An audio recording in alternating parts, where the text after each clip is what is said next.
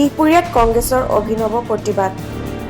জিলাখনৰ বানপানী, গৰাখহনীয়া সমস্যা সমাধানৰ লগতে পেট্ৰল ডিজেলৰ মূল্য বৃদ্ধি ৰোধ কৰা আৰু বানপীড়িতসকলক সাহায্য প্ৰদান আদিৰ দাবীত কংগ্ৰেছ দলে নাৰায়ণপুৰৰ বিহপুৰীয়া নগৰলৈ 10 কিলোমিটাৰ পথত ই-ৰিক্সা চলাই সাব্যস্ত কৰে প্ৰতিবাদ।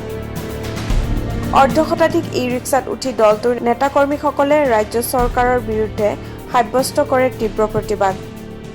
প্ৰতিবাদৰ অন্তত বিহপুৰীয়া ৰাজহ চক্ৰ বিষয়াৰ জৰিয়তে ৰাজ্য চৰকাৰলৈ কেওটা সমস্যা সমাধানৰ স্মাৰকপত্ৰ প্ৰদান কৰে।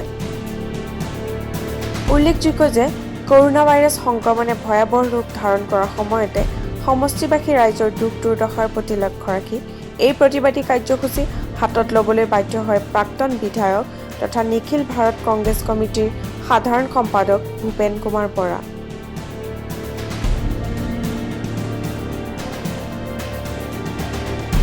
বিহপুৰীয়াৰ পৰা ব্যুৰো ৰিপৰ্ট, নেশ্যন টক্স 24।